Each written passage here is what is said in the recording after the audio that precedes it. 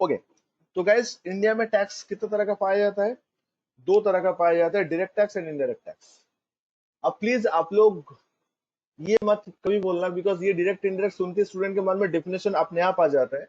जैसे last class बताए थे कि बेटा डायरेक्ट टैक्स कौन सा है, बोलता है कि जो टैक्स डायरेक्टली पे होता है वो डायरेक्ट टैक्स है, जो टैक्स इनडायरेक्टली पे होता है वो इनडायरेक्ट टैक्स है। सर एकदम भी नहीं है, ऐसा कुछ भी नहीं है। डेफिनेशन में ऐसे डायरेक्टली पे इनडायरेक्टली पे ऐसा कुछ बात नहीं है।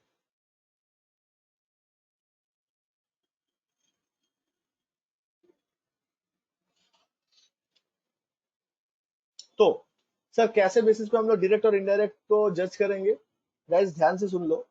आप लोग दुनिया में कोई भी टैक्स को अगर डायरेक्ट और इनडायरेक्ट जस्टिफाई करना है तो मैक्सिमम केस में ये लॉजिक अप्लाई हो जाएगा। क्या लॉजिक सर? कि कोई टैक्स का इंसिडेंस एंड कोई टैक्स का इम्पैक्ट, सबसे पहले ये दोनों देखना है कि किसके ऊपर जा रहा है। टैक्स डायरेक्ट है या टैक्स इनडायरेक्ट है, ये डिसाइड होता है, ये डिपेंड करता है कि वो टैक्स का इंसिडेंस किसके ऊपर जा रहा है और इम्पैक्ट किसके ऊपर जा रहा है। तो now this time to discuss that के sir incidence of tax and impact of tax का मतलब क्या होता है। तो गाइज आप लोग एकदम शुरू में बताए थे कि सर टैक्स जो है वो सरकार के लिए रेवेन्यू है। टैक्स जो है वो किसके लिए रेवेन्यू है? वो सरकार के लिए रेवेन्यू है जो टैक्स है। तो सर अगर सरकार के लिए रेवेन्यू हुआ ये टैक्स, तो सरकार तक पैसा तो पहुंचाना पड़ेगा।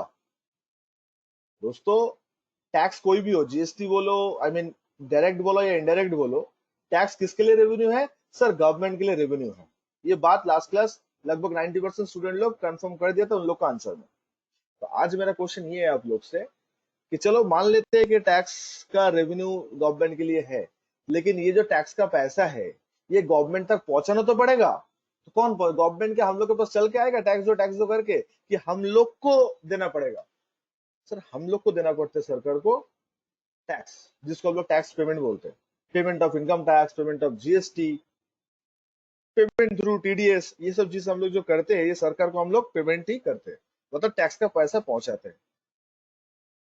तो सरकार को टैक्स का पैसा ये जो पहुंचाना है, सरकार तक टैक्स का पैसा जो लेके जाना है, या सरकार के पास टैक्स का पैसा जमा करना है, जो भी आप बोल लो, इसको बोला जाता है इंसिडेंस ऑफ टैक्स। इसको क्या बोला जाता है दोस्तों? इसको बोला जाता है incidence of tax. Sir once more sure sir, taxes paid to the government और taxes deposited to the government, ये जो इंसिडेंट है ना, मतलब सरकार को टैक्स पहुंचा देना, सरकार को टैक्स जमा करना, जो भी बात आप बोलो, इसका मतलब होता है इंसिडेंस ऑफ टैक्स। इसका मतलब होता है incidence of tax. And sir what is the impact of tax? तो नाम से ही पता चल रहा है इम्पैक्ट मतलब बर्डन लाइबिलिटी, बर्डन लाइबिलिटी। तो सर इम्पैक्ट ऑफ टैक्स का मतलब होता है, I repeat guys, impact of tax का मतलब होता है उस टैक्स का बर्डन। मतलब सर वो टैक्स का पैसा किसका जेब से जा रहा है, सिंपल हिंदी में बोले तो टैक्स मतलब पैसा ही तो देना पड़ेगा ना, वो पैसा किनका जेब से जा रहा है। जिनका जेब से ये पैसा निकलेगा, किसका पैसा? टैक्स का पैसा, वो होता है इम्पैक्ट। वो क्या होता है? वो होता है इम्पैक्ट। तो दोस्तों जब कोई टैक्स का इंसिडेंस एंड टैक्स का इम्पैक्ट, क्या चीज सर? टैक्स का इंसिडेंस एंड टैक्स का इम्पैक्ट अगर सेम पर्सन के ऊपर रहे, आई रिपीट, टैक्स का इंसिडेंस एंड टैक्स का इम्पैक्ट अगर सेम पर्सन के ऊपर रहे, तो वो टैक्स होता है डायरेक्ट टैक्स। और टैक्स का इंसिडेंस एंड टैक्स का इम्पैक्ट अगर अलग अलग पर्सन के ऊपर आ जाए, मतलब इंसिडेंस किसी एक जन के ऊपर, उसी टैक्स का इम्पैक्ट किसी और एक जन के ऊपर, दोनों अलग अलग अगर हो जाता है, तो उस टैक्स को हम लोग बोलेंगे indirect tax. Every one of you getting this? ये incidence of tax and impact of tax का मीनिंग क्लियर है? एग्जांपल में दूंगा, डोंट वरी गाइस। आप लोग पहले बोलो incidence of Yes, tax sir. And impact of tax का मीनिंग क्लियर हुआ? एवरीवन? Yes, किसी के मन में sir. 1% Yes, भी, sir. थैंक यू, किसी के मन पे 1% भी कंफ्यूजन हो, शक हो, प्लीज बोलो, I will explain it once more. But please सब लोग कंफर्म होने के बाद यस बोलना। স্যার ইম্প্যাক্ট অফ ট্যাক্সটা একটু যদি বলেন ভালো হয়। इम्पैक्ट ऑफ टैक्स का मतलब होता है सर टैक्स का जो पैसा है, टैक्स तो टैक्स के नाम पे तो हम लोग को तो पैसा ही देना पड़ता है, सामान तो नहीं देते, पैसा देते। तो वो पैसा जिनका जेब से जाएगा, आज सरकार के लिए रेवेन्यू है, बट किसी को तो देना पड़ेगा। सर सरकार के लिए रेवेन्यू मान लिया, बट किसी को तो देना पड़ेगा। जिनको देना पड़ेगा, जिनको देना पड़ेगा उसको हम लोग, मतलब उस इंसिडेंस को हम लोग बोलते हैं इम्पैक्ट। मतलब जिनका जेब से ये पैसा जा रहा है, that is called impact of tax. समझे सर? मतलब जो टैक्स पे करेगा, आई मीन जिनका जेब से टैक्स का अमाउंट जाएगा, वो होता है लाइबिलिटी, वो होता है बर्डन, वो होता है impact. Sir incidence of tax का और एक बार थोड़ा बोलिए ना। इंसिडेंस का मतलब होता है मैडम, टैक्स का अमाउंट जो है वो सरकार तक पहुंचा देना होता है। मतलब सरकार को डिपॉजिट करना बोलो, सरकार को जाके जमा करो, जो भी करो, ऑनलाइन करो, ऑफलाइन करो, ये जो सरकार को आप टैक्स जमा कर रहे हो, सरकार को दे रहे हो जो ये बात, ये टैक्स का अमाउंट, वो होता है incidence, I mean payment of tax. Excuse me sir. बोलिए। सर सर ये सब्जेक्ट मैटर पर लॉ कौन बना सकता है? किसको राइट एक बार रिपीट कर देंगे? कौन सा सब्जेक्ट मैटर पर लॉ कौन बना सकता है? कौन सी गवर्नमेंट बना सकती कौन है? सा सब्जेक्ट मैटर मैडम? जो सब्जेक्ट मैटर मतलब होता है कोई विषय, कोई मुद्दा। सब्जेक्ट मैटर मतलब सर कोई भी सब्जेक्ट मैटर जिसमें यूनियन लिस्ट, स्टेट लिस्ट और कॉन्करेंट लिस्ट किसी में भी मेंशन नहीं है कि अच्छा, लॉ बनाना है, तो उस पे लॉ कौन बना सकता है? Central government, one and only कौन सी government? Central government, CG, central government. Central government. हाँ, okay okay central sir, government. Thank you. Okay, Modi ji बना सकते हैं, अभी मान के चलो, ठीक है? बिकॉज सो मोटो पावर कभी भी स्टेट के पास नहीं दिया जाता, वो ऑलवेज सेंट्रल के पास ही रहता है। गाइस सुन लो, ध्यान से सुन लो, नो कंफ्यूजन गाइस, रिपीट कर दे रहा हूं सर। इंसिडेंस का मतलब होता है टैक्स का जो अमाउंट होता है, guys I repeat guys, tax का जो अमाउंट होता है ये तो सरकार को देना होता है ना। टैक्स आप किसको जमा करोगे? सरकार को। तो सरकार को जो जमा हो रहा है टैक्स, या सरकार के पास जो टैक्स डिपॉजिट कर रहे हो, इस घटना को बोलते हैं इंसिडेंस ऑफ टैक्स। और जो पैसा टैक्स के नाम पे आ रहा है सरकार के पास, वो पैसा किसी का तो जेब से निकला हुआ है। कोई तो पैसा अपना अकाउंट से विड्रॉ करके दिया, अपना इनकम से दिया, या अपना सेविंग से दिया, जो भी हो, किसी का जेब से तो इन शॉर्ट वो टैक्स का पैसा आया। तो जिनका जेब से वो टैक्स का पैसा जाता है, उसके ऊपर बर्डन आता है। बर्डन मतलब टैक्स का लाइबिलिटी, टैक्स का बोझ जिसके ऊपर जाएगा। तो जो अपने जेब से पैसा निकलेगा उसके ऊपर से जाएगा। तो अगर इंसिडेंस एंड इम्पैक्ट दोनों सेम पर्सन के ऊपर जाते हैं, वो होता है डायरेक्ट टैक्स। और अगर इंसिडेंस एंड इम्पैक्ट दोनों अलग अलग पर्सन के ऊपर हो जाता है, उसको हम लोग बोलते हैं इनडायरेक्ट टैक्स। उसको हम लोग क्या बोलते हैं? Indirect tax. अब एक एग्जांपल देते हैं, रुको, एग्जांपल आई गेस आप लोग के लिए बेटर होगा। सिंपल एक एग्जांपल ले रहे हैं, ठीक है गाइज? आज ऑनलाइन पे कोई भी सामान अगर आप ऑर्डर करते हो, से फॉर एग्जांपल आज आपने एक ऑनलाइन पे एक लैपटॉप ऑर्डर किए हो, जिसका टोटल प्राइस अमेजन वालों ने डिसाइड किया, मान लो 35,600।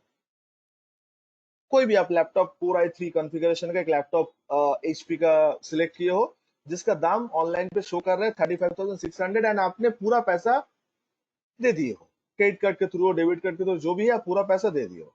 किनको दे दिए हो? डायरेक्टली अमेजन को पे कर दिए हो। अब एक बात बताओ, ये जो 35,600 जो अमाउंट है, इसका ब्रेकअप भी तो होगा। ब्रेकअप मतलब, से फॉर एग्जांपल आप अगर इसका बिल देखोगे, मैं ऐसे ही रैंडमली लिख रहा हूं, तो देखना लैपटॉप का दाम शो करेगा 30,000, और टैक्स के नाम पे वो लोग ब्रेकअप देते हैं 5,600। मतलब लैपटॉप जो आप बाई किए उसका दाम है 30,000, और ये 5,600 जो लिया जा रहा है, ये जीएसटी के नाम पे लिया जा रहा है। देखना, कोई भी बिल देख लेना, आपको समझ में आ जाएगा। ऑनलाइन शॉपिंग का बोलो या ऑफलाइन का बोलो, जहां पे बिल सबको मिला, वैलिड इनवॉइस आपको मिला, तो इनवॉइस ओपन करके देखिएगा, तो वहां पे देखिएगा कि टोटल का जो अमाउंट आप पे किए हो, उसका ब्रेकअप वो लोग दे दिया है। ब्रेकअप मतलब कितना टैक्स का अमाउंट आप पे किए हो, कितना आप उस चीज के लिए पे किए हो। तो आज जब कस्टमर पे करेगा दोस्तों, कस्टमर कितना पे करेगा? 35,600 पे करेगा। कहना ऐसे, ये 35,600 के अंदर 5,600 टैक्स का पैसा भी कस्टमर ही दे रहा है। कम ऑन यार, आज अगर कोई कस्टमर अपना जेब से ये सामान के लिए, लैपटॉप के लिए 35,600 दे रहा है, तो कहना इससे वो कस्टमर 5,600 भी दे रहा है टैक्स के नाम पे। Yes sir. कोई शक नहीं है यस सर? सर। तो ये पैसा, हाँ सर। ये टैक्स का पैसा, क्या वो सरकार को दिया कि दुकानदार को दिया? ये 35,600 के हम लोग सरकार को दे रहे हैं। हाँ, सरकार को दे रहे हैं, दुकानदार को दे रहे हैं। मैडम मैं अमेजोन से ऑर्डर करूंगा तो अमेजोन वालों को देना पड़ेगा ना। मोदी जी को हम कहाँ पैसे दे रहे हैं? मुझसे पैसा थोड़ी मोदी जी ले रहा है तो ये अमेजोन वाला जो सप्लायर से मैं बाई कर रहा हूँ वो ले रहा है। तो टैक्स का पैसा जो है वो मेरा जेब से जा रहा है, बट हम डायरेक्टली सरकार को पैसा नहीं दे रहे हैं, हम सप्लायर को दे रहे हैं, हम लोग सप्लायर को दे रहे हैं। तो सप्लायर हम लोग से ये पैसा लेगा, देन सप्लायर जीएसटी गवर्नमेंट को जमा करेगा मंथली बेसिस में। सप्लायर ये 5600 कस्टमर से पहले लेता है एंड देन जीएसटी रिटर्न के टाइम पे गवर्नमेंट को जीएसटी दे देता है। कैसे देता है वही हम लोग जीएसटी क्लास को सीखेंगे। सर तो डायरेक्ट टैक्स के अंडर में आता है ना सर? ये इनडायरेक्ट टैक्स है सर, यहाँ पे दो अलग अलग बात है, क्या बोल रहे हो आप लोग यार। ओह, सर सप्लायर वो है जो ये 5600 टैक्स जमा कर रहे। कम ऑन यार, आपके जेब से टैक्स का पैसा गया बट सरकार को थोड़ी आपने दिए हो, आपने ये 5600 तो इंक्लूसिव प्राइस पे किया हो ना। कम ऑन यार, आप लोग आज कोई भी शॉपिंग कोई भी सामान का ऑर्डर करते हो ऑनलाइन पे, खास करके देखना जीएसटी जोड़ के यस ऑर्डर, सर। तो आप पूरा पैसा देते हो। हाँ ऐसा सर। नहीं कि सामान का दाम देते हो जीएसटी का पैसा अलग से देते हो, आपको पूरा पैसा देना पड़ता है। मतलब आप जो कंसिडरेशन पे कर रहे हो वो इंक्लूसिव ऑफ एवरीथिंग है। तो टैक्स का पैसा जो है वो किसका जेब से जा रहा है, वो कस्टमर के जेब से जा रहा है। कस्टमर। लेकिन दुकानदार मतलब सप्लायर जो है वो कस्टमर से पहले टैक्स का पैसा लेता है एंड देन वही पैसा सरकार को जमा करता है जीएसटी के नाम पे। तो इंसिडेंस किसके ऊपर गया, दुकानदार के ऊपर गया ना। सरकार को टैक्स कौन दे रहा है, आप हम नहीं दे रहे डायरेक्टली, आप नहीं दे रहे वो दुकानदार, वो सप्लायर। लेकिन सप्लायर का अपना घर से लेके आके दे रहा है कि हम लोग से कलेक्ट करके दे रहा है, बताओ पहले। हम लोग से कलेक्ट करके दे रहे हैं। कस्टमर से कनेक्ट करके। तो ये सिनेरियो पूरा क्लियर है ना। तो यहाँ पे दो परफॉर्मर है, एक कस्टमर है और एक सप्लायर है। तो कस्टमर का जेब से पैसा जा रहा है मतलब इम्पैक्ट कस्टमर के ऊपर है, और वो दुकानदार शॉपकीपर जो वो सरकार को दे रहा है, उसको हम लोग बोलते हैं इंसिडेंस। तो इंसिडेंस गया दुकानदार के ऊपर, इम्पैक्ट गया कस्टमर के ऊपर। तो राजा यहाँ पे दो अलग अलग हो गया, तो इसको इनडायरेक्ट टैक्स बोला जाएगा, इसलिए जीएसटी इज इनडायरेक्ट टैक्स। सबको एग्जाम्पल क्लियर हुआ? Yes sir. Yes yes sir. Yes sir. Yes sir.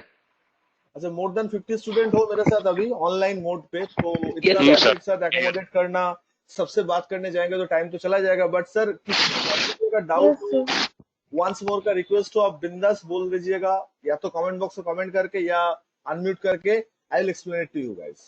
I am sorry, मैं 50 जन का नाम एक करके अगर लेने जाऊंगा तो हर बार में 10-15 मिनट लग जाएगा। तो प्लीज थोड़ा सा गाइस, आप लोग के मन में अगर डाउट हो, कुछ भी हो, किसी के भी डाउट में अनक्लियर नहीं छोड़ूंगा, आई प्रॉमिस। अब बस बोल के देखो, ठीक है सर? एक बार और थोड़ा बता दीजिए सर, नेट मेरा स्लो हो गया था। सर। हम लोग समझ रहे हैं कि इनडायरेक्ट टैक्स के एग्जाम्पल को देखे। तो आज मान लो ऑनलाइन से हम लोग एक लैपटॉप, ऋषभ प्लीज म्यूट करो अपने आप को एक बार। अच्छा, आज मान लो हम लोग कोई लैपटॉप ऑर्डर किए है ऑनलाइन के थ्रू, जिसका दाम अमेजोन पे दिखा रहा था 35,600। मुझे पसंद आया, मैंने 35,600 मेरा डेबिट कार्ड या क्रेडिट कार्ड से पे कर दिया। तो जब लैपटॉप का बिल लैपटॉप के साथ मेरे पास आया, अमेजोन वालों जब डिलीवर किया सामान मुझे, तो मैं देख रहा हूँ कि 30,000 लैपटॉप का दाम था और 5,600 हम लोग को जीएसटी के नाम पे देना पड़ा। तो इरफान भाई, मैं ये कहना चाह रहा हूँ यहाँ पे कि 5,600 जो टैक्स का पैसा है वो किसके जेब से गया है, यहाँ पे कस्टमर के जेब से गया, राइट। बिकॉज कस्टमर वो है जिनको ये पैसा देना पड़ा, टैक्स का पैसा भी देना पड़ा, सामान का दाम भी देना पड़ा। तो टैक्स का पैसा जब कस्टमर ने पे किया, कस्टमर ने किन को पे किया, अमेजोन वालों को ही तो पे किया ना। जब ऑर्डर प्लेस करने गया था, कस्टमर ने तो सरकार को डायरेक्टली नहीं बोला कि डियर मोदी जी आप 5,600 रख लो और 30,000 में किसी दुकानदार को दे दो। ऐसा तो नहीं होता है, मैं दुकानदार को पूरा अमाउंट दे देता हूँ। तो सप्लायर या दुकानदार जो भी आप बोलो, वो लोग हम लोग से 5,600 पहले ले लिया एंड देन ये 5,600 गवर्नमेंट को जमा किया। तो गवर्नमेंट को जमा कौन कर रहा है, सप्लायर मतलब दुकानदार। तो ये हो गया आपका इंसिडेंस। तो इंसिडेंस किसके ऊपर गया, सप्लायर के ऊपर गया। और इम्पैक्ट जो होता है वो होता है बर्डन, लाइबिलिटी, वो किसके ऊपर आया था, वो कस्टमर के ऊपर आया। तो इंसिडेंस गया दुकानदार के ऊपर, इम्पैक्ट आया कस्टमर के ऊपर। दोनों अलग अलग है, इसलिए जीएसटी को इनडायरेक्ट टैक्स बोला जाएगा।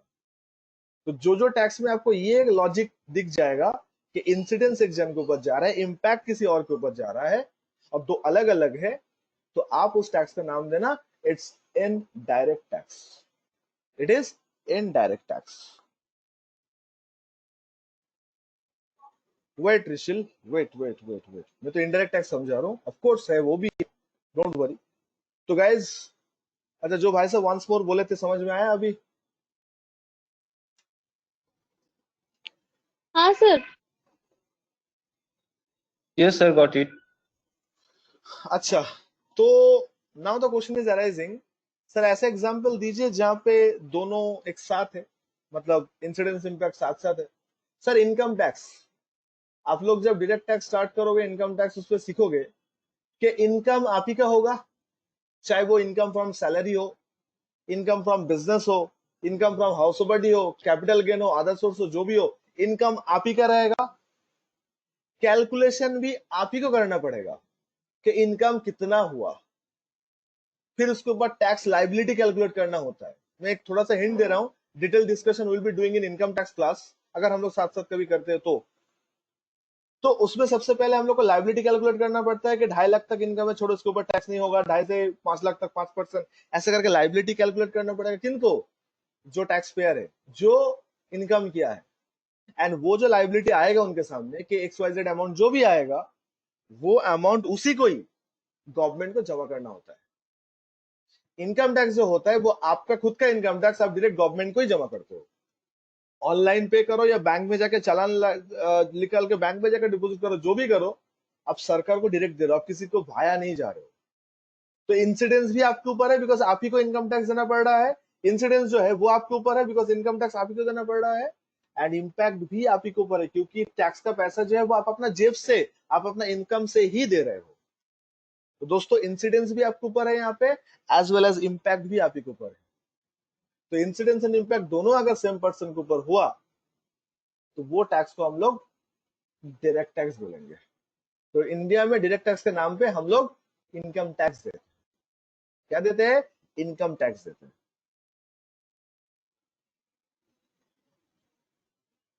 इनकम टैक्स का फंडा फर्दर डिस्कशन आप लोग को समझ में आएगा जब आप डीटी स्टार्ट करोगे। ये इनकम कौन सा हेड से होता है, उसको कैलकुलेट कैसे करते हैं, लाइबिलिटी कैसे निकला जाता है।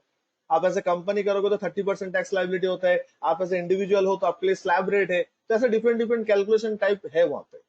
तो लाइबिलिटी भी आप ही को कैलकुलेट करना होगा कि आपके इनकम के ऊपर कितना टैक्स बन रहा है, वो टैक्स आपको सरकार को देना होगा। वो टैक्स जो है वो आपको सरकार को देना होगा। तो टैक्स भी आप दे रहे हो, ओके, और बर्डन भी आप ही के ऊपर ही आ रहा है। मतलब आप जो गवर्नमेंट को इनकम टैक्स दे रहे हो वो आप अपना इनकम से ही दे रहे हो। तो इम्पैक्ट आपके ऊपर आ गया, और आपको ही जमा करना पड़ रहा है। मतलब पैसे का जुगाड़ भी आपको करना पड़ रहा है, और उस पैसे को डिपॉजिट भी आप ही को करना है। डिपॉजिट किसको करोगे? इस बार कोई दुकानदार को नहीं करना है, डायरेक्ट गवर्नमेंट को करना है। उसके लिए चालान आता है, कैसे डिपॉजिट करते हैं हम लोग क्लास में सीखते हैं, how to deposit income tax. उसके लिए इनकम टैक्स का चालान भरना पड़ता है, टीडीएस का चालान भरना पड़ता है। क्लियर हुआ सब लोग को? Yes no? Yes, sir, got it, Yes sir. sir. Yes sir. Okay sir. तो कौन सा टैक्स Sir. डायरेक्ट है, कौन सा टैक्स Yes, sir. इनडायरेक्ट है? आई रिपीट गाइस, कौन सा टैक्स डायरेक्ट है, कौन सा टैक्स इनडायरेक्ट है? आई होप कि आप लोग समझ लोगे। आपको ढूंढना दो ही चीज है कि ये टैक्स का पैसा सर सरकार को कौन दे मैं रहा है। हाँ बोलो। सर बोल रही हूँ कि अगर होम रजिस्ट्रेशन जब हो रहा है तो सर उस टाइम जो टैक्स जा रहा है तो वो क्या डायरेक्ट डायरेक्ट होगा ना इनडायरेक्ट होगा सर? टैक्स तो नहीं जाता, स्टैम्प ड्यूटी जाता है उसमें। हाँ स्टैम्प ड्यूटी जाता है सर, तो डायरेक्ट उसमें टैक्स, डायरेक्ट होगा ना? ऑफ कोर्स आपको कोर्ट पेपर तो लॉ से ही, कोर्ट से ही मिलता है ना। तो सरकार वो तो बुकिंग करना ओके पड़ता है ओके। आपके लिए। स्टैम्प ड्यूटी हाँ मतलब क्या है? आपका ओके प्रॉपर्टी का वैल्यूएशन अगर इतना है, उसके बेसिस पे उसने स्टैम्प पेपर लेना पड़ता है। यही तो खर्चा होता है मिनिमम, वही तो ओके। होता है। तो 10 रुपए से लेके इंडिया में लाखों का स्टैम्प पेपर बिकता है। हाँ कैसा? हाँ हाँ हाँ नाम लिखा हुआ रहता है। तो वो आपका डायरेक्ट टैक्स है, स्टेट गवर्नमेंट से डायरेक्ट परचेस करना पड़ता है आपको। Okay okay, thank you sir. Yes guys, stamp paper जानते हो ना, कोर्ट पेपर जिसको बोलते हैं, जिसमें एग्रीमेंट वगैरह बनते हैं। तो वो 10 रुपए का भी तो आता है इंडिया में, 10 है, 20 है, 100 है, 50 है, ऐसा करके आता है। मतलब हाँ शुरू हाँ सर, सब initially ही है। सब सब टैक्स का ही आता है। हाँ, और लिमिट अनलिमिटेड है। मतलब करोड़ों का भी शायद होगा स्टैम्प पेपर, क्योंकि डी लेवल ऊपर हो तो उतना तो बनता ही है। ठीक है, चलो आगे बढ़ते हैं गाइस। तो आप लोग सर। लिख लो एक लाइन, बोलो। सर स्टाम्प पेपर जो 10-15 ये रुपया वाला कैसे डिसाइड होता है कि कौन सा लेना है नहीं लेना? वो रूल होता है उसके लिए सर, कि ये सब एग्रीमेंट आप अगर नॉन जुडिशियल हो तो इतने से हो जाएगा। कोई प्रॉपर्टी का मैटर हो तो उससे परसेंटेज होता है, प्रॉपर्टी का जो कैलकुलेशन उसका शायद 2.5 या 3%, उतना अमाउंट का स्टैम्प पेपर होना चाहिए ऐसे करके। प्रॉपर्टी के अमाउंट के परसेंटेज के हिसाब से? हाँ, उसको स्टैम्प ड्यूटी बोलते हैं। उससे कम अमाउंट में करोगे तो वैलिड ओके नहीं सर। होगा वो। इसलिए तो इंडिया में एग्रीमेंट को ओके सर। सफेद कागज पे माना नहीं जाता, क्योंकि पूरा कागज में एग्रीमेंट को वैलिड नहीं होता है, कोर्ट पेपर होता है। से जुडिशियल हो नॉन जुडिशियल हो जो भी हो, तो वो उसी के ऊपर ही सब लोग लेखा पढ़ा करोगे तो ऐसे लोग बोलते हैं तो मार्केट में भाषा, तो उसके ऊपर अगर आप जो भी लिखना पढ़ना जो भी है उसके ऊपर करके साइन करना तो वो माना जाएगा, चाहे वो रेंट एग्रीमेंट हो या आपके एफिडेविट हो, कुछ भी हो। ठीक है, तो गाइज ओके एक सर, लाइन थैंक लिख यू। लेते आ जाओ इसके बारे में कि डायरेक्ट टैक्स क्या है, इनडायरेक्ट टैक्स क्या है। तो आज के बाद आप लोग ये तो नहीं बताओगे ना कि डायरेक्ट टैक्स डायरेक्टली पे होता है, इनडायरेक्ट टैक्स इनडायरेक्टली पे होता है, तो कैसे बताओगे सर आप लोग? सर हम लोग बताएंगे, if incidence of tax and impact of tax fall on same person. कैसे sir? If incidence of tax and impact of tax fall on same person, अगर incidence of tax and impact of tax same person के ऊपर जाता है तो उसको हम लोग डायरेक्ट टैक्स बोलेंगे। और दोस्तों इनडायरेक्ट टैक्स कब बोलेंगे? इनडायरेक्ट टैक्स बोलेंगे तब जब ये दोनों डिफरेंट डिफरेंट पर्सन के ऊपर जाएगा। क्या? Incidence of tax and impact of tax. Incidence of tax and impact of tax अगर डिफरेंट डिफरेंट पर्सन के ऊपर जाता है तो उसको हम लोग क्या बोलेंगे? इनडायरेक्ट टैक्स बोलेंगे। आप लोग लिख लोगे कि मैं लिख दूंगा, कि लिख दूं? यहाँ पे लिख लो, एक लाइन लिख नहीं लो। सर लिख लिया, नहीं सर लिख लिया।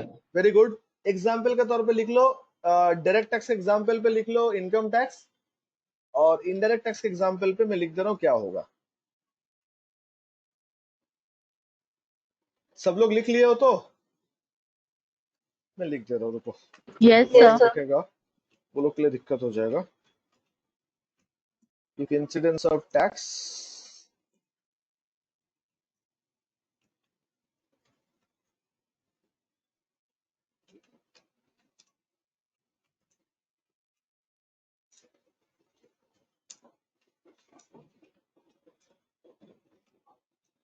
सेम पर्सन, और इसमें क्या हो जाएगा? डिफरेंट हो जाएगा।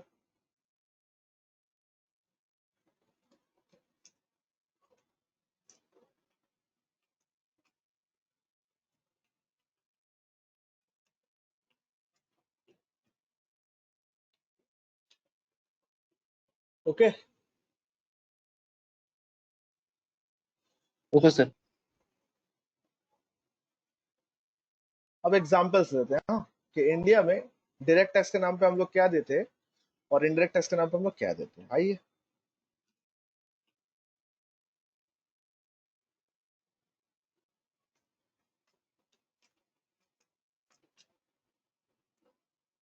सो डायरेक्ट टैक्स के नाम पे हम लोग इनकम टैक्स देते हैं,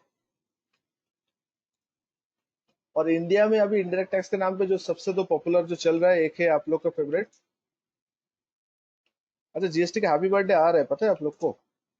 नेक्स्ट वीक ही है, 1 जुलाई। सो Yes, goods sir, and 1 services July. Tax देखते देखते 4 साल का हो जाएगा। बढ़िया है।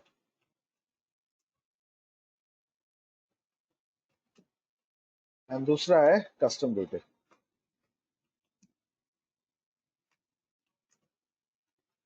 ओके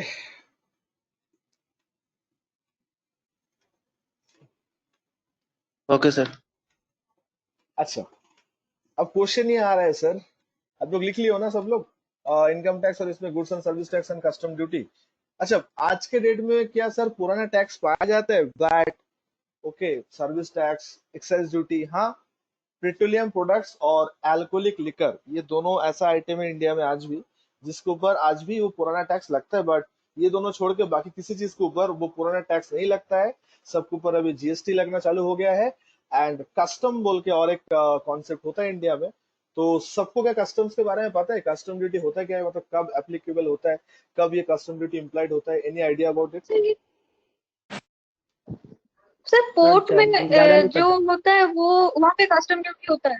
हाँ, तो उसको क्या बोलते हैं? इम्पोर्ट।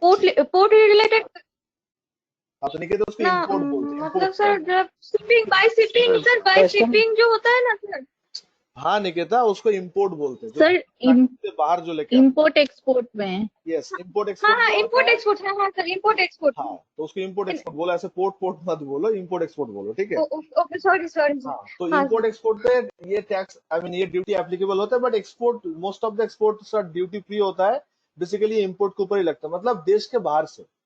यस, इंडिया में हम लोग जो यूज करते हैं, अच्छा इलेक्ट्रॉनिक्स का सामान जितना हम लोग यूज करते हैं, मोबाइल फोन से लेकर लैपटॉप तक, क्या लगता है सब मेड इन इंडिया है? सर कुछ भी मेड इन इंडिया नहीं नो है, सर। सब बाहर का है। ओके सर, चाइना, हाँ इसमें कौन सा बड़ी बात है, इलेक्ट्रॉनिक्स से तो चाइना है। बिकॉज आपका फोन इवन एप्पल का क्यों ना हो, आप एप्पल का यूजर क्यों ना हो, देखना कोई ना कोई डिवाइस से कोई पार्ट पक्का मेड इन चाइना होगा ही होगा। तो टेक्नोलॉजी है तो चाइना तो है ही वहां पे, कोई भी सैमसंग, वन प्लस खुद ही तो वहीं की कंपनी है, तो जो भी ले लो तो बाहर बाहर का बात है। अच्छा टेक्नोलॉजी बोलो तो भी इंपोर्ट होता है, तो इंडिया से बाहर से जो भी चीज हम लोग इंडिया में लेके आते हैं उसके ऊपर गवर्नमेंट क्या चार्ज करता है, इंपोर्ट ड्यूटी चार्ज करता है, जिसको हम लोग बोलते हैं कस्टम ड्यूटी। अब मेरा यहाँ पे एक छोटा सा सवाल है, आप लोग तो सवाल करते नहीं हो, तो सवाल मेरे मन में आ रहा है तो मैं कर देता हूँ। आप लोग एक बात बताओ, हम लोग पढ़ रहे tax, right, direct tax, indirect tax, यही तो पढ़ रहे हैं, लेकिन जब मैं एग्जाम्पल ले रहा हूं तो एग्जाम्पल पे जिन जिन लोग का एग्जाम्पल लिया जा रहा है, जिन जिन लोग का नाम पे एग्जाम्पल लिया जा रहा है, सबके नाम देखो एंड होता है टैक्स से, बट कस्टम टैक्स नहीं बोल रहे, हम लोग बोल रहे कस्टम ड्यूटी। सर हम लोग है टैक्स के क्लास में, हम लोग लास्ट एक दिन से टैक्स का डेफिनेशन ही पढ़ रहे थे, आज भी सुबह क्लास में डायरेक्ट टैक्स, इनडायरेक्ट टैक्स का क्लासिफिकेशन किए, लेकिन सर जब आप एग्जाम्पल का बात ले रहे हो तो इनकम टैक्स, चलिए सर हम लोग का कोई प्रॉब्लम नहीं है, it's income tax. Goods and services tax, GST, तो भी कोई प्रॉब्लम नहीं है, लेकिन सर कस्टम के बाद हम लोग टैक्स नहीं ले रहे, कस्टम के बाद ले रहे हैं कस्टम ड्यूटी। क्या बोल रहे हैं सर, कस्टम ड्यूटी। तो मेरा क्वेश्चन दोस्तों आप लोग के लिए ये है, क्या टैक्स और ड्यूटी क्या दोनों सेम है?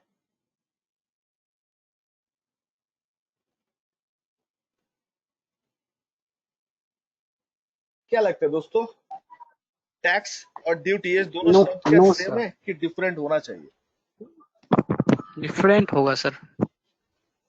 सो सर क्वेश्चन यही है, डिफरेंट होगा। अच्छा तो सर हम लोग यहाँ पे ये शब्द इस्तेमाल क्यों किए, क्या कस्टम के साथ टैक्स अच्छा नहीं लग रहा है इसलिए कस्टम ड्यूटी सुनने में स्वैग लग रहा है इसलिए गवर्नमेंट ने ड्यूटी नाम डाल दिया, कि इसके पीछे कुछ रीजन है? तो अभी हम लोग को ढूंढना ही पड़ेगा what is the different between the duty and taxes, because India में स्टैम्प ड्यूटी, थोड़ी देर पहले बात हो रहा था, तो स्टैम्प ड्यूटी है, कस्टम ड्यूटी है, एक्साइज ड्यूटी है, तो ड्यूटी का मतलब क्या है, what is the meaning of duty, और ये टैक्स के साथ क्यों पढ़ा जाता है? अगर ये अलग है तो अलग सब्जेक्ट बनाओ, ड्यूटी हम लोग पढ़ लेंगे। आप पढ़ा रहे हो टैक्स, सब कुछ टैक्स के रिलेटेड है, बट नाम ले रहे हो आप duty, what is this sir? कोई तो चीज को साथ साथ रखा करो। अब सुनो दोस्तों ध्यान से, मैं कस्टम को लेके एग्जांपल ले रहा हूं तो आप लोग को आई गेस समझ आ जाएगा कि किस तरह का एग्जांपल का बात मैं यहाँ पे ले रहा हूं, कर रहा हूं। सर कस्टम ड्यूटी किस पे लगता है और कैसे लगता है? ओके राजदीप बोल रहे हैं tax charge on services, duty charges on goods. Rajdeep अगर टैक्स सर्विस के ऊपर चार्ज होता है तो आप जब कोई मोबाइल फोन वगैरह बाय करते हो तो उसके ऊपर जीएसटी लगता है सर? है तो वो गुड्स ही, लग तो जाएगा सर। हाँ सर। तो that is not the right logic sir, कि ओनली टैक्स सर्विस के ऊपर होगा गुड्स, बट नहीं, इस कोइंसिडेंटली ऐसा ही होता है, but nothing like, logic is something different. सुनो क्या लॉजिक है सर, कस्टम ड्यूटी का एग्जांपल ध्यान से सुनो, कस्टम ड्यूटी इंपोर्ट पे लगता है। मान लो मेरा इलेक्ट्रॉनिक्स का दुकान है, मतलब मोबाइल फोन वगैरह मैं बेचता हूँ, और मान लेते हैं कि मेरे पास एप्पल का ऑथराइज्ड डिस्ट्रीब्यूटर है, लाइक इमेजिन स्टोर या मैपल स्टोर के तरह। तो मुझे एप्पल का सामान ऑर्डर देना है, तो एप्पल इंडिया में तो मैन्युफैक्चर होता नहीं है, एप्पल मतलब मैं डिवाइस का बात कर रहा हूँ, तो मुझे यूएस से उसको मंगवाना पड़ता है, और वो बाहर से ही आता है फोन, ठीक है, इसलिए तो उसका प्राइस इंडिया में आके इतना ज्यादा हो जाता है। तो जितना मुझे नॉलेज है कि आईफोन का कोई भी वेरिएंट अगर आपको बाय करना है एज अ डिस्ट्रीब्यूटर, तो उसका एक सेट आता है, कार्टन बोलते हैं वो लोग, 8 फोन रहते हैं, 8 फोन्स रहते हैं, जो भी मॉडल हो, आईफोन 11 और 12 हो, प्रो मैक्स वॉट एवर, जो भी मॉडल आपको चाहिए, मतलब एज ए दुकानदार, कस्टमर नहीं, तो आपको अगर ऑर्डर प्लेस करना है फ्रॉम द एप्पल INC, तो आपको एक कार्टन ऑर्डर करना पड़ेगा। लूज में वो लोग देते नहीं है, तो मुझे 8 उठाना ही पड़ेगा एनी हाउ। तो मान लो मैं एक कार्टन का ऑर्डर दे दिया, एप्पल iPhone 12 Pro Max का ऑर्डर दे दिया, जिसमें 8 ऐसा फोन है और मेरे पास ऑर्डर भी है, तो फोन मेरा बिक जाएगा, तो हमने ऑर्डर दे दिया। तो जैसे ही मैं ऑर्डर प्लेस किया, तो ये ऑर्डर कहाँ शिफ्ट होगा? सबसे पहले कोलकाता इंटरनेशनल एयरपोर्ट में आएगा। वहां में फिर कस्टम क्लियरेंस हम लोग को करना पड़ता है। मतलब जैसे ही सामान आ जाएगा इंडिया में, उस टाइम पे उस सामान के ऊपर जो भी ड्यूटी बनता है as per the Indian law, custom के हिसाब से, सबसे पहले वो ड्यूटी मुझे देना पड़ेगा। जैसे मैं वो ड्यूटी में पे कर दूंगा, तब वो सामान मुझे हैंड ओवर कर दिया जाएगा और वो सामान मैं अपना कस्टडी में ले सकता हूँ। जब तक ड्यूटी क्लियरेंस नहीं होगा, तब तक वो सामान मेरे हाथ में ट्रांसफर नहीं किया जाएगा। यही इंडिया का रूल है। आप लोग कभी ये सुने हो कि खिदिरपुर में ऑक्शन हो रहा है और अच्छा सामान ही मिल रहा है, लेकिन कोई पेपर नहीं मिल रहा है? तो खिदिरपुर का जो नैन्सी मार्केट है, कभी सुने हो उसमें ऐसा सामान मिलता है? किसी का आइडिया है? Yes sir, yes sir. खोज लेना मार्केट में। अगर आपको मतलब सामान पहचानना आता है आपको, अगर आपको कोई चीट नहीं कर सकते, तो आप जेन्युइन सामान लेके आ सकते हो। ठीक है, बिकॉज हाँ वो हाँ ऐसा जगह है, वहां पे एप्पल फोन पे भी वो लोग एंड्रॉइड चला देता है, तो ऐसा भी वहां पे टेक्नीशियन है। मतलब फोन एप्पल का होगा बट चलेगा एंड्रॉइड में। ठीक है, तो कुछ नहीं। हाँ तो सर आपको सामान परखना चाहिए अच्छे से। तो कस्टम में ये सामान क्यों ऑप्शन करता है? बहुत बार क्या होता है कि जिनका सामान इंपोर्ट होता है इंडिया में, वो लोग कस्टम ड्यूटी पे नहीं करता है। ठीक है, मतलब पे नहीं कर पाता है, सामान प्रॉब्लम होता है, तो कस्टम डिपार्टमेंट उसको ना गोडाउन अपना वेयर हाउस में रख लेता है और बंदे को टाइम देता है कि आप 15 दिन 20 दिन के अंदर ड्यूटी पे करो और अपना सामान लेके जाओ। और अगर 15-20 दिन ओवर हो जाता है, अगर आप सामान फिर भी नहीं लेके जाते हो, तो हम लोग उस सामान को ऑक्शन कर देंगे, बिकॉज गोडाउन खाली करने है हम लोग को। और उसमें से जो पैसा आएगा, वो पैसा से हम लोग ड्यूटी रख लेंगे, बाकी आपको दे देंगे, आप लेके जाना। ये रूल होता है हम लोग का इंडिया के इम्पोर्ट का। तो सर मेरा ऐसा कुछ नहीं हुआ, मैंने पैसा दे दिया है। सामान जैसे इंडिया में लैंड किया, कस्टम पोर्ट में जैसे ही पहुंच गया, हमने गया, कस्टम का पेपर दिखाया, टैक्स का पेपर दिखाया, ड्यूटी का, और मेरा सामान क्लियरेंस हो गया। अब ये सामान जो है वो मैं अपना दुकान पे रख लिया। गाइस सिनेरियो को समझो, टैक्स भूल जाओ, ड्यूटी भूल जाओ। आप बोलो सिनेरियो समझ आ रहा हो ना? मतलब कैसे भी इंपोर्ट कर रहा हूँ, इंपोर्ट का पेपर वर्क और भी धांसू होता है, और भी बहुत सारा पेपर वर्क होता है। मैं खाली एकदम ऊपर ऊपर से आप लोग को समझाने की कोशिश कर रहा हूँ कि बेसिक काम क्या रहता है। सबसे पहले ऑर्डर प्लेस करोगे आप इंटरनेशनल वेबसाइट पे उन लोग का, तो आपका ऑर्डर एक्सेप्ट हो गया, फिर वहां से वो सामान इंडिया में इंपोर्ट होगा। तो जैसे ही इंडिया में लैंड करेगा आपका फ्लाइट, कार्गो शिप, जो भी, तो तब आपको क्या देना पड़ेगा? कस्टम हाउस में जाके कस्टम क्लियरेंस करना पड़ेगा उसका, मतलब वही कस्टम ड्यूटी वगैरह आपको देना पड़ेगा। तो जैसे ही कस्टम ड्यूटी देके पेपर शो कर दोगे, आपका सामान आपको मिल जाएगा। आप वो सामान आप दुकान पे लेके आ जाओ। तो कस्टम ड्यूटी देने के बाद आप सामान जो है वो मेरा दुकान पे है, और मेरा दुकान से अभी एप्पल फोन बिकना, आईफोन बिकना स्टार्ट हो गया। 8 फोन लेके आया था, एक हफ्ते के अंदर 8 ही फोन बिक गया। तो आप मुझे एक बात बताओ, जब इंडिया में आके मैं आईफोन बेचना चालू करूंगा मेरा ऑथोराइज दुकान से, तो क्या मैं उसके ऊपर जीएसटी चार्ज नहीं करूंगा 18%? क्या लगता है दोस्तों? हाँ सर, करेंगे। चार्ज होगा। ऑफकोर्स सर, हम उसके ऊपर जीएसटी चार्ज हाँ सर करेंगे, करेंगे। राइट? तो सर सामान को छुड़ाने के लिए मुझे पहले ड्यूटी देना पड़ा, कस्टम ड्यूटी। सामान को छुड़ाने के लिए हम लोग कस्टम ड्यूटी दे दिए, राइट? एंड छुड़ाने के बाद सामान जब मार्केट में बेचने लगे, राइट। तो उसके ऊपर जीएसटी लगने आ गए। तो कस्टमर से पहले हम लोग यस सर। जीएसटी लिए और वो जीएसटी सरकार को दिए। तो आपको नहीं लगता एक सामान के ऊपर 2-2 बार टैक्स देना पड़ा यहाँ पे? Yes sir. Yes as a sir. Businessman आपको नहीं हाँ लगा कि 2-2 बार टैक्स देना पड़ा? पहले जो सामान क्लियर किए तब दिए थे। कस्टम अच्छा, ड्यूटी यूएस वाला का बाद टैक्स में। यूएस वाला ले लिया, अगर काउंट करोगे तो 3 बार होगा, क्योंकि सामान जब यूएस वाला बेचेगा तो वो लोग भी तो अपना कंट्री का टैक्स चार्ज करेगा। अरे कस्टम तो इंडिया का है, लेकिन आप जब यूएस से सामान ऑर्डर करोगे कैलिफोर्निया से, तो सामान तो पहले आपको तो वो यूएस कंट्री का टैक्स अप्लाई हो जाएगा, है कि नहीं? तो वहां पे एक देना पड़ा उन लोगों का कंट्री का टैक्स, एप्लीकेबल है। तो देन हम लोग का जब इंडिया में आया तो कस्टम दिए, फिर हम लोग जीएसटी कस्टमर से लेके जीएसटी भी दिए। मतलब सरकार का पूरा चांदी है यहाँ पे, खाली सरकार को पैसा मिल रहा है। सामान एक ही बार है, लेकिन सरकार को पैसा 2-2 बार मिल रहा है। वेट ऋषिल, वेट समझा रहे बेटा, रुको जरा। तो गाइस अब एक बात बताओ कि ये सिचुएशन पे आपको क्या सीख मिला कि टैक्स एक बार नहीं 2 बार लग गया। लेकिन ये 2 बार जो टैक्स लग गया, इसमें ना 2 फर्क है। क्या फर्क है बोलो तो? पहले वाला जो टैक्स जो ड्यूटी है कस्टम ड्यूटी, ये आपको देना पड़ा तब जाके आपको सामान का क्लियरेंस मिला, है कि नहीं सर? सबसे पहले आप क्या दिए हो? कस्टम ड्यूटी दिए हो। सबसे पहले आप क्या दिए हो? कस्टम ड्यूटी दिए हो। कस्टम ड्यूटी देने के बाद फिर आपका सामान आपको हैंडओवर किया गया। तो आप लोग बताओ दोस्तों, कस्टम ड्यूटी पे करना कंपलसरी है कि ऑप्शनल है? कंपलसरी। It's compulsory. कंपल्सरी। अगर नहीं दोगे तो सामान वो लोग रख लेगा। कंपल्सरी। एग्जैक्टली गाइस, अगर वो आप पैसा नहीं दोगे ना, वो सामान रख लेगा, वो आपको नहीं देगा। आपका हक नहीं बनता सामान के ऊपर जब तक आप कस्टम क्लियरेंस नहीं करोगे। सर मैंने सामान का पैसा दे दिया तो कस्टम ड्यूटी क्लियर करो, गवर्नमेंट ऐसे बात करेगा, आप छुड़ाई नहीं लगा सकते हो। तो सर कस्टम ड्यूटी हम लोग को देना पड़ा, देन जाके सामान मेरे हाथ में आया। अच्छा, उसके बाद जीएसटी भी देना पड़ा। लेकिन दोस्तों, क्या सामान मिलते ही हम लोग जीएसटी दे दिया उसके ऊपर कि सामान को पहले बेचे? सामान को सेल किए ना, आप जीएसटी में आ जाओ। सामान के ऊपर जो जीएसटी लगता है, वो जीएसटी क्या हम लोग शुरू में दे दिए कि पहले सामान को बेचे उसके बाद दिए? सर बिक्री को आप तो पहले सामान को पहले हम लोग बेचे बेचे हैं, उसके राइट राइट राइट, सेल किए सेल किए ना। तो गाइस, सेल मतलब आपके लिए रेवेन्यू है कि खर्चा है? सेल आपके लिए रेवेन्यू की खर्चा है? रेवेन्यू की खर्चा, कमाल जल्दी बोलो। रेवेन्यू। रेवेन्यू क्या होता है? तो सर रेवेन्यू। जीएसटी आने से पहले, वेरी गुड सर, जीएसटी आने से पहले लॉ ये बोलता था कि रेवेन्यू से पहले जो जो पैसा सरकार को देना पड़ता है वो होता है ड्यूटी। रेवेन्यू अर्न करने से पहले जो जो पैसा सरकार को देना पड़ रहा है वो होता है ड्यूटी, और रेवेन्यू अर्न करने के बाद जो सरकार को देना पड़ता है वो होता है टैक्स। तो अब चेक कर लो, इनकम टैक्स में सबसे पहले इनकम होता है।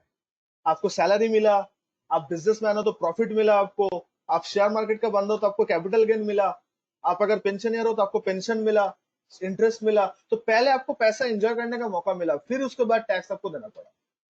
जीएसटी भी वैसा ही है, फोन लेके आने के बाद ही मुझे टैक्स नहीं देना पड़ा। फोन लेके आने के बाद ही मुझे टैक्स देना नहीं पड़ा। फोन जब मैं मार्केट में बेचा, कस्टमर को सेल किया, तब जाकर सरकार मुझसे जीएसटी लेने आया। तो सेल मतलब मेरा रेवेन्यू हो गया ना, मेरा इनकम जनरेट हो गया ना।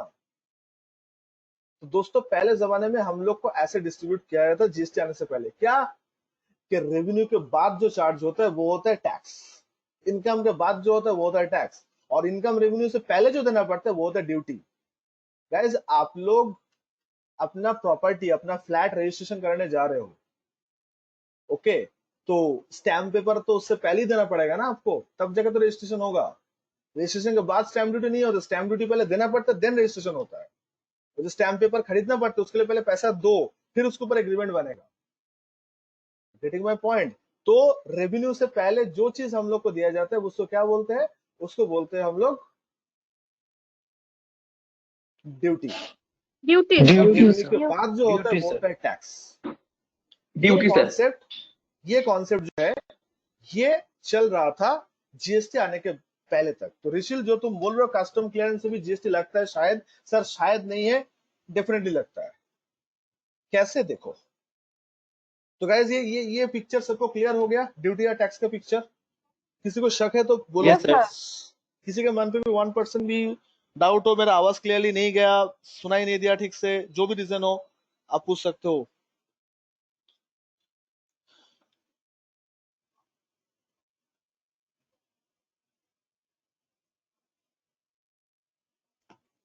सर एक बार रिपीट कर दो तो सही रहता है। सर पूरा रिपीट करना होगा? अभी तो पूरा कस्टमर क्लियरेंस एग्जाम्पल दिए। उनका लेट से ज्वाइन किया क्या? सर लेट से ज्वाइन किया, लेकिन सर आवाज क्लियर नहीं आया सर। क्लियर नहीं आया?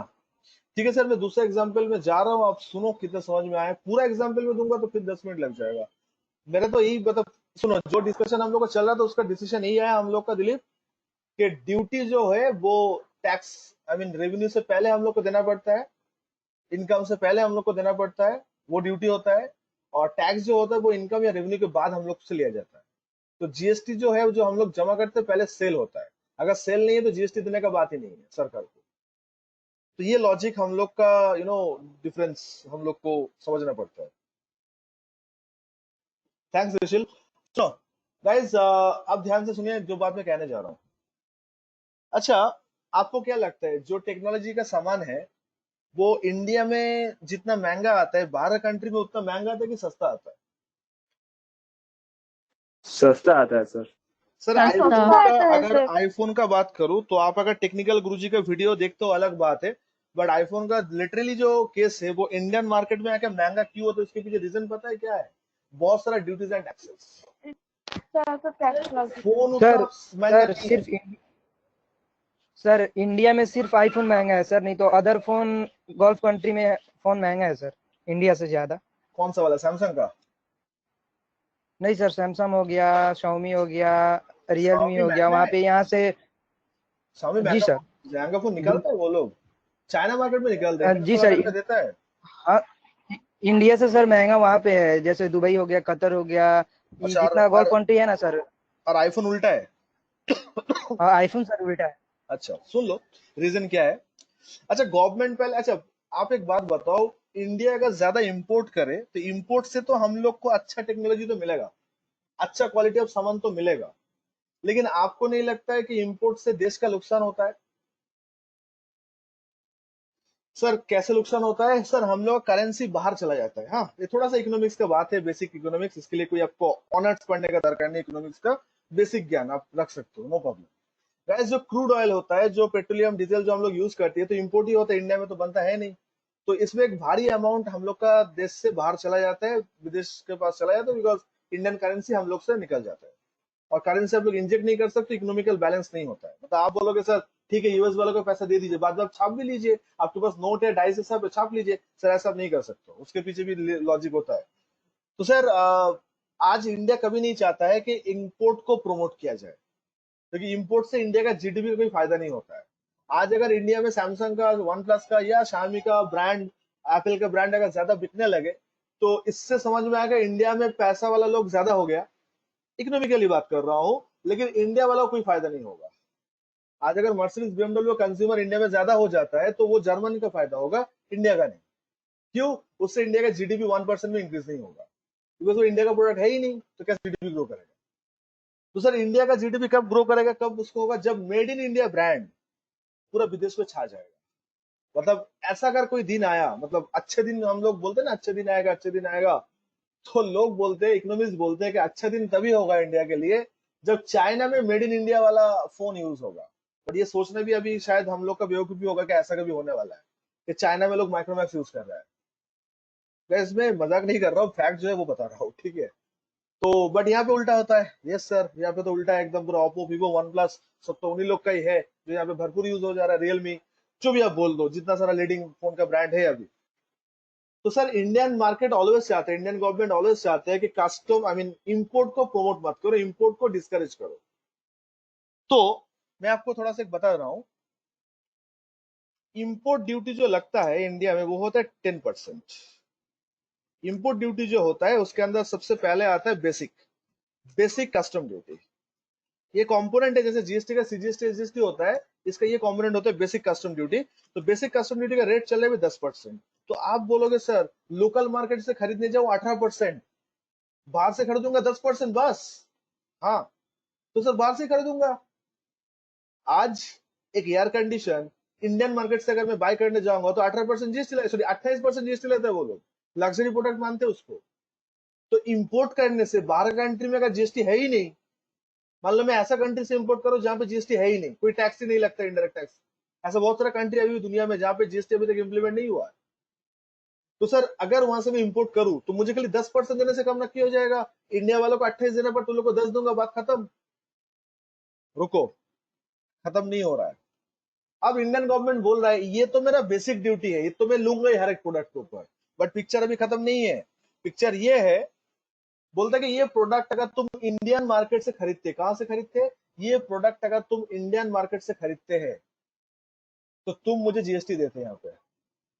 अगर तुम ये प्रोडक्ट बाहर से इंपोर्ट ना करके, जब समझ रहे हो ना मैं क्या बोल रहा हूँ, गवर्नमेंट ये चीज समझा रहा है, अगर ये प्रोडक्ट आप बाहर से ना खरीद के अगर इंडियन मार्केट से बाय करते तो आज मुझे जीएसटी मिलता। तो आज मुझे जीएसटी क्यों नहीं मिल रहा है? क्योंकि ये बाहर से आ रहा है, तो बाहर कंट्री के ऊपर मेरा कंट्रोल नहीं है, तो मैं जीएसटी नहीं ले सकता, मैं कस्टम ले रहा हूं तो कस्टम 10% है।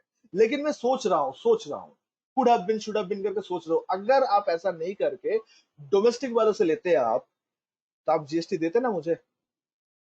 गाइस अब समझ रहे हो मैं क्या बोल रहा हूँ? लोकल मार्केट Yes, से अगर sir. लेते तो जीएसटी देते हैं ना, Yes, sir. आप वो जीएसटी मुझे दो। हाँ। तो पब्लिक बोले सर सरकार बोला बेवकूफ हो गए, वो जीएसटी हम कैसे दे, वो तो जीएसटी हम लिए थोड़ी है, अगर लेते तो आप ले लेते। आप लोग भी मजा ले रहे गवर्नमेंट के साथ। सर समझ गए आपका बात। आप बोल रहे हो ना कि अगर इंडियन मार्केट से लेते तो हमने लिया कहाँ है, इसलिए तो हम बाहर चले गए, आप लूटते हो इसलिए। 28% जीएसटी, 18% जीएसटी, सैनिटाइजर के ऊपर 18% जीएसटी लूटते हो आप, इसलिए हम बाहर से चले गए।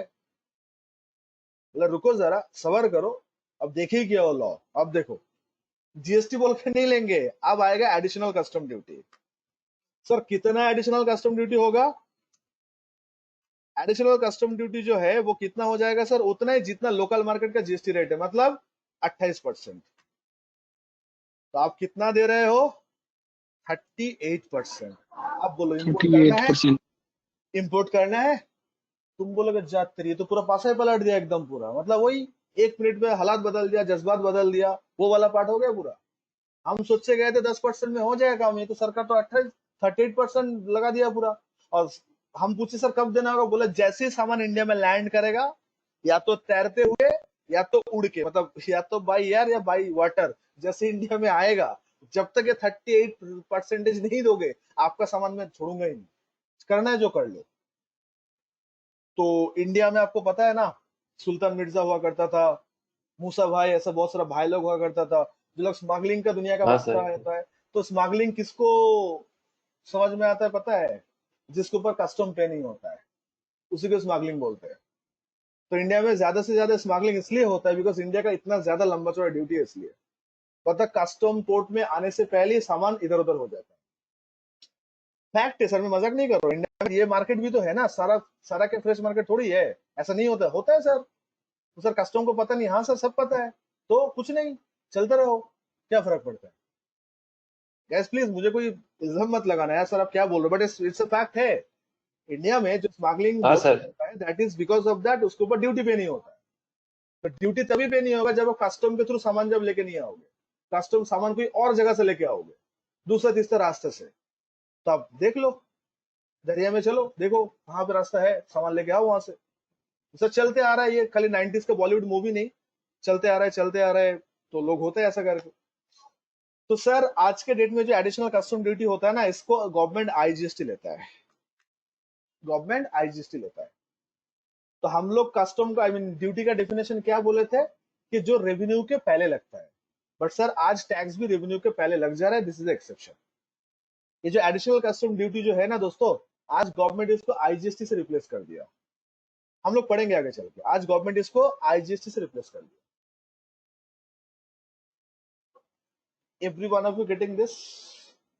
तो आज अगर आप बोलते हो कि Yes, sir. ड्यूटी जो है वो रेवेन्यू से पहले आता है, टैक्स जो है रेवेन्यू के बाद आता है, ये थोड़ा सा क्लैश हो जाएगा, क्योंकि यहाँ पे आईजीएसटी का मतलब होता है integrated goods and services tax. IGST का मतलब क्या होता है दोस्तों? Integrated goods and services tax, जो किस पे लगता है? जो यहाँ पे लग रहा है कस्टम के साथ आ जा रहा है। सर ये ओवरऑल कस्टम क्लियरेंस ही होगा, बट उसके अंदर भी जीएसटी आ जाता है, आपको देना पड़ता है। Every one of you getting this? Duty या टैक्सेस के बीच डिफरेंस क्या है, कस्टम क्लियरेंस क्या है, सब समझ में आया आप लोग को? बेसिक ज्ञान, not Yes, sir. Yes, sir. Yes, sir. Got it, sir. Yes, sir. Thank you. तो दोस्तों ड्यूटी एंड टैक्सेस के बीच अगर डिफरेंस बोले तो ये फैक्ट जरूर बता दीजिएगा। क्या फैक्ट सर?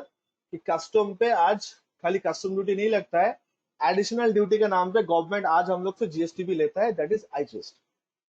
तो ये लॉजिक वहां पे एप्लीकेबल करेंगे तो थोड़ा गलत होगा, क्योंकि यहाँ पे टैक्स जो है वो भी रेवेन्यू से पहले ही लग रहा है। एक कस्टम के साथ दे रहा है मतलब रेवेन्यू के पहले ही लग रहा है ना, क्योंकि जब तक ये पैसा नहीं देंगे, जब तक ये 38 रुपए नहीं देंगे सरकार को, मेरा सामान मुझे हैंड ओवर ही नहीं करेगा वो। इट्स अ फैक्ट गाइस, वो कस्टम में ही पड़ा रहेगा। जब तक ये 38 रुपीज में टैक्स के नाम पे ना दो तो मेरे पास आएगा ही नहीं। तो मेरे पास आने के लिए मुझे क्या करना होगा? ये पैसे को क्लियरेंस करना होगा। पैसे को क्या करना होगा? ये पैसे का क्लियरेंस करना होगा।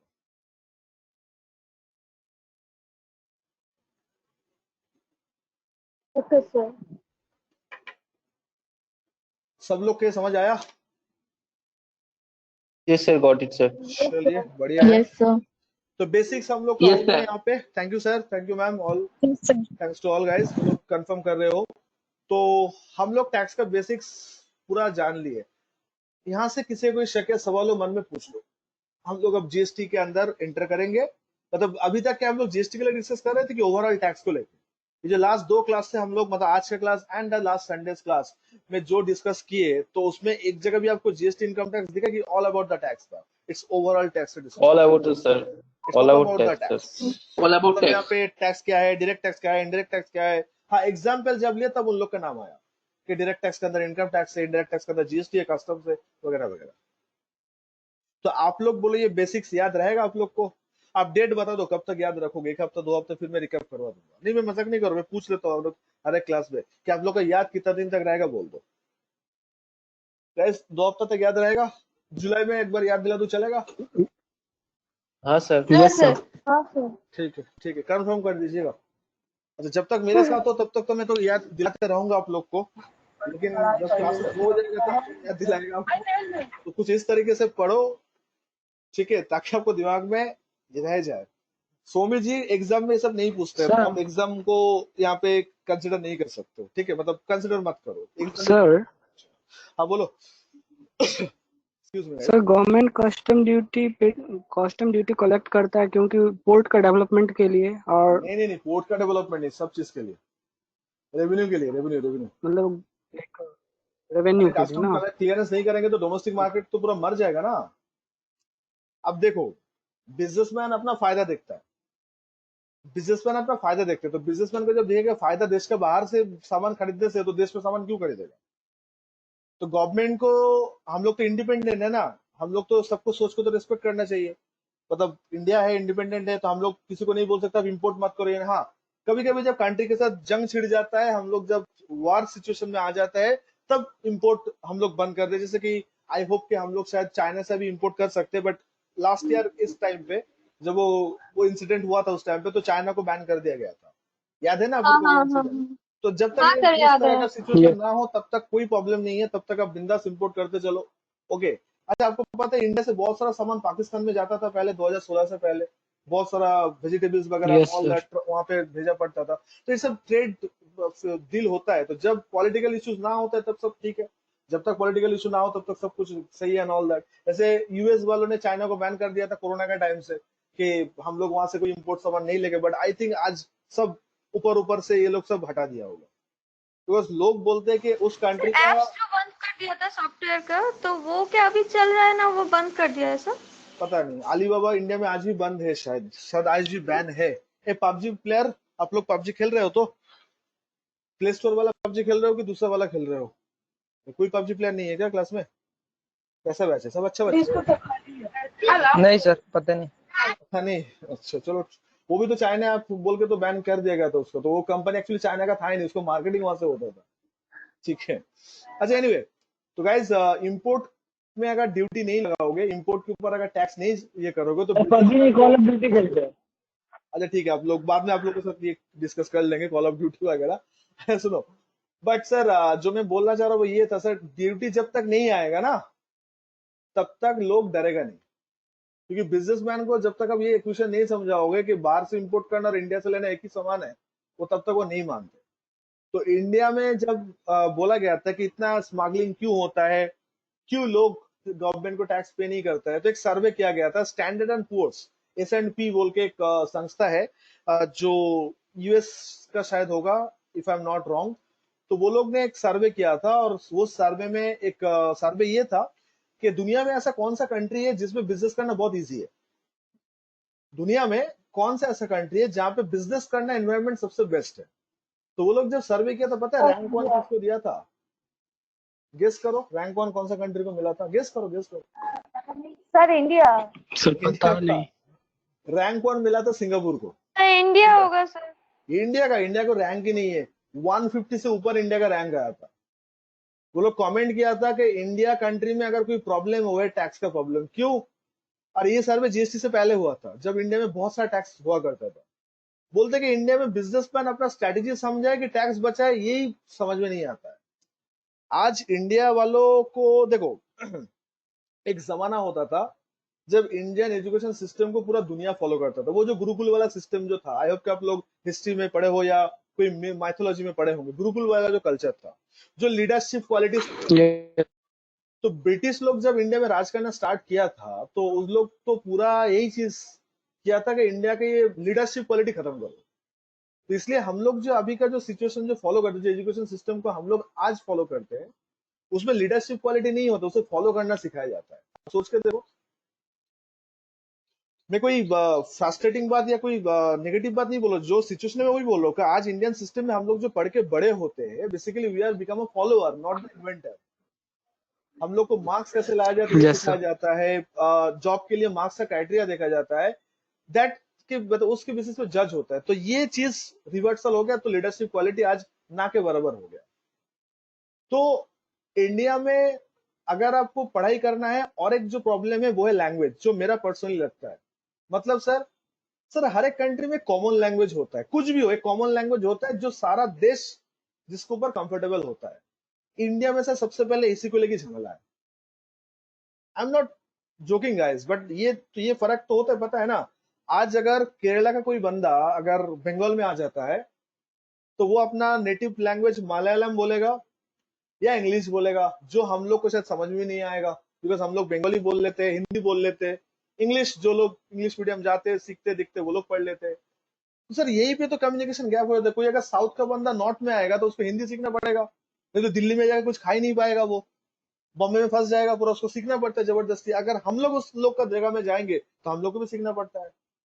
तो लैंग्वेज जो होता है वो होता है एक चीज को बोलने का जरिया, उसमें कोई बुद्धि नहीं लगता है यार। हम लोग हिंदी बोले, इंग्लिश बोले, बंगाली या जिनका मदर टंग है उस पे जो बोलते हैं, सोच मैटर करता है, मीडियम मैटर नहीं करता है। बट हम लोग के लिए उल्टा होता है, हम लोग के लिए मीडियम ऑलवेज मैटर करता है। क्यों सर? इंग्लिश नहीं बोल पाओगे तो जीडी में पार्टिसिपेट नहीं कर पाओगे, इंग्लिश नहीं आएगा तो फॉर्म फिलअप नहीं कर पाओगे, फैक्ट है ना सर।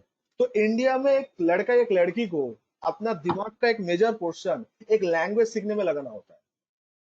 तो आज अगर आप इंग्लिश सीखते हो, फ्रेंच सीखते हो, स्पेनिश सीखते हो, कोई भी लैंग्वेज सीखते हो तब लैंग्वेज ही हो जो हम लोग को मदर टंग सिखाया था कि बात इस वे बोलते तो वो सीखने के लिए हम लोग क्यों अपना दिमाग वेस्ट करें? वो तो ऑलरेडी पता है।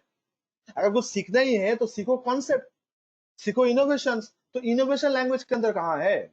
आज मैं अगर जापानीज बोल लेता हूँ तो मैं सीखे हो भाषा, तो जापानीज में भी ये कॉन्सेप्ट ही हम लोग डिस्क्राइब करेंगे। तो कॉन्सेप्ट मैटर होता है। तो ये एक तो हम लोग के लिए बहुत बहुत बड़ा चैलेंज होता है कि दिमाग का एक आधा पोर्शन लैंग्वेज लेके चला जाता है, और दूसरा पोर्शन होता है बिजनेस में। इंडिया में बोलते हैं कि बिजनेसमैन अपना बिजनेस इनोवेशन क्या सोचेगा, पहले उसको ये सोचना पड़ता है टैक्स से बचे कैसे। वो रात में सोने के टाइम पे यही जाता है। Even giant of Indian investor वो लोग भी सोते जाते हैं कि भाई टैक्स कैसे बचाया जाए। ऐसा क्यों? क्योंकि एकदम दाव पेच करके इंडिया में टैक्स लेके आ गया। आप देख लो ना, बेसिक कस्टम ड्यूटी लग रहा है, एडिशनल ड्यूटी लग रहा है, तो आप देख रहे हो 38 रुपीज टैक्स लग रहा है मेरा। ये इतना टैक्स तो मुझे देना नहीं है, और टैक्स के चलते मैं प्रोडक्ट के साथ कॉम्प्रोमाइज नहीं करूंगा, बिकॉज मेरा ब्रांड का इज्जत है मार्केट में कि मैं सस्ते में लोगों को सामान देता हूँ, अच्छा वाला सामान देता हूँ। तो सरकार के चलते मैं बिजनेस पॉलिसी में चेंज नहीं करूंगा, तो मेरे दूसरा तरीका ढूंढना पड़ा। क्या? चलो स्मगलिंग करते हैं, उन लोग को 10-12 टक्का दे दो, सामान मेरे घर पे आ जाएगा। तो इंडिया में स्मगलिंग प्रमोट ही करते हैं लोग, बोलते गवर्नमेंट। प्लीज मेरे बातों को कोई गलत एंगल से मत लेना। क्यों सर? क्योंकि जहां पे आप कानून स्ट्रिक्ट बनाओगे, लोग सबसे पहले उसको मानने से पहले उसको तोड़ने का रास्ता सोचता है। आज अगर मान लो आप कॉलेज में फर्स्ट ईयर में पढ़ रहे हो, और आप मान लो यूनियन से बोला है कि सबको 500 रुपए करके कंट्रीब्यूट करना पड़ेगा फॉर दिस ओकेशन, तो सबसे पहले आप यही सोचोगे कि उस दिन कॉलेज ना आए, कैसे अवॉइड किया जाए, बिकॉज 500 रुपए में क्यों दूं कॉलेज आते आते ही। लेकिन अगर वही चीज अगर आपको बोले चलो नहीं 5 रुपए देने से हो जाएगा, आप लोग सोचोगे नहीं आएगा, और आप लोग जेब से निकल के दे दोगे। तो बात सर देने में प्रॉब्लम नहीं है, हम लोग टैक्स देने में प्रॉब्लम नहीं रखते, प्रॉब्लम रखते हैं अमाउंट से कि सर कितना दे दो, सारा आप ही लेके जाओ। 100 टक्का अगर इनकम करे, 100 टक्का अगर आप इनकम करे तो आधा तो सरकार लेके जाता है, तो मेरा क्या बचेगा? Yes Ravi, Vodafone tax division में ऐसे ही कुछ इंडिया वालों ने अपना चेंज किया था, जाके वोडाफोन वाला नाराज हो गया, आज भी वो मैटर पेंडिंग है। तो इसलिए इंडिया में लोग बोलते हैं कि बिजनेस करने जाने से पहले बिजनेस प्लान नहीं सोचना पड़ता है, यहाँ पे सोचना पड़ता है टैक्स बचाया कैसे जाता है। गाइस, एक बिजनेस स्टार्टिंग में एक बिजनेस आइडिया होना चाहिए कि आप स्टार्टअप ओपन करो जहां पे लोगों का एम्प्लॉयबिलिटी होगा। आज सोच के देखो ना, आज ये जो फ्लिपकार्ट अमेजन वाला जो किया है, तो रेवोल्यूशन ही किया ना।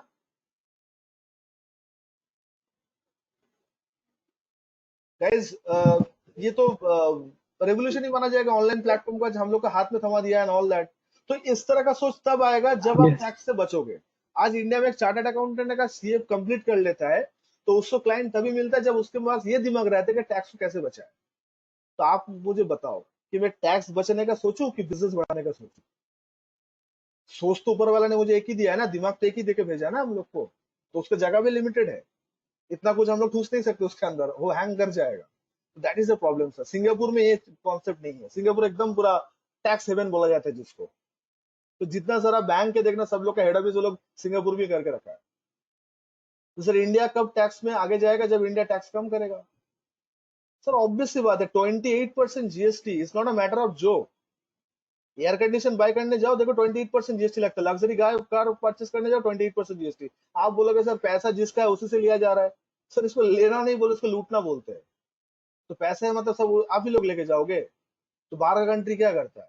वो लोग तो ऐसा नहीं करते। तो सर हम लोग करना पड़ेगा बिकॉज हम लोग का डेफिसिट बजट बनता है। तो इंडिया में इतना सारा दाव पेच के लिए ना, इसलिए टैक्स पॉपुलर है इंडिया में। समझ रहे हो गाइस मेरा बात? एग्री करते हो मेरा सोच से? आप अपना अपना सोच भी बोल सकते हो, Yes, बिग डील। सबका सोच Yes, अलग sir. अलग Yes, रहता है, sir. बट मुझे ऑब्जर्वेशन हुआ कि Yes, इंडिया sir. में हम लोग को स्ट्रगल करना पड़ता है। पहले बात तो लैंग्वेज सीखने में। आज मान लो बिहार यूपी का कोई भी एक लड़का जो मान लो पढ़ाई में अच्छा है और गांव का मीडियम से ही पढ़ा है, तो उसको अगर आईएएस से हिंदी पोर्शन को हटा दो, देखो फिर कैसे बनता है आईएएस। वो एग्जाम क्रैक ही नहीं कर पाएगा। मजाक नहीं कर रहा हूँ, बात सच है।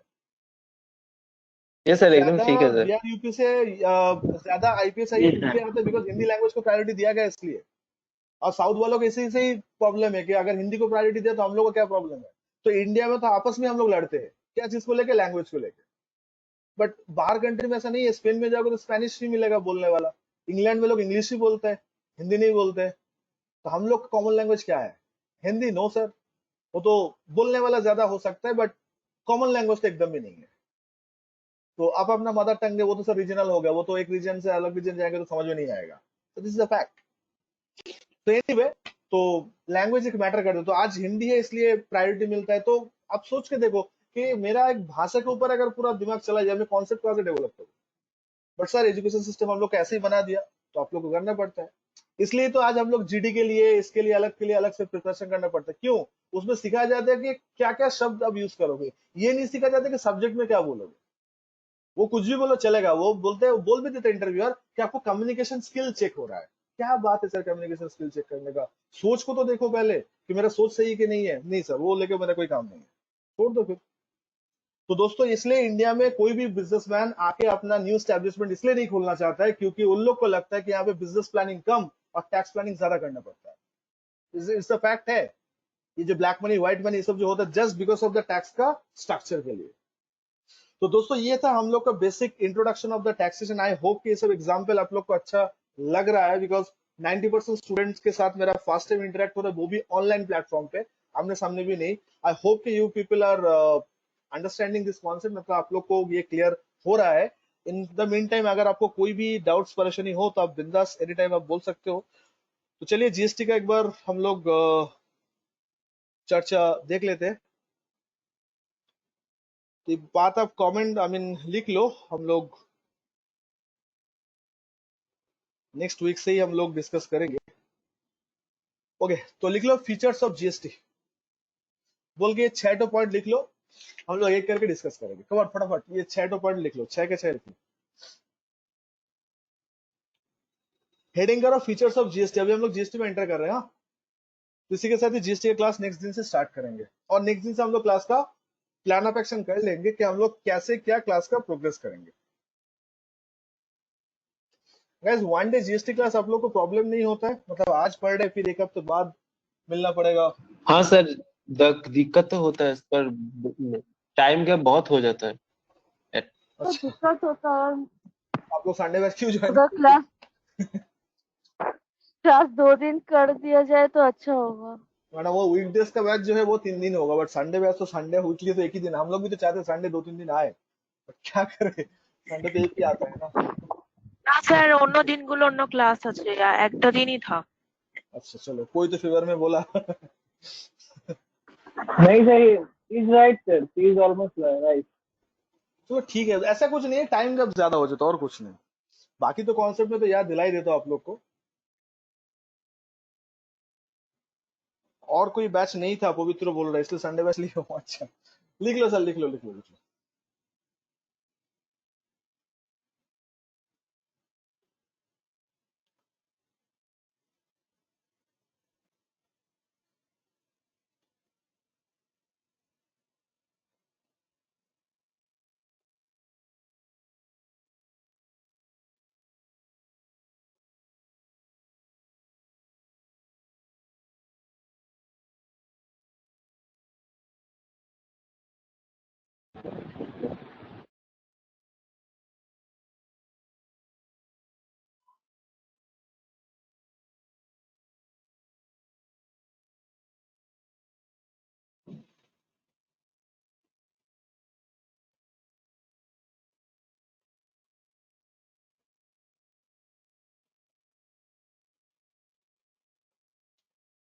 ओके हो गया सर, 6 को 6 पॉइंट लिखना। Yes sir. हाँ सर।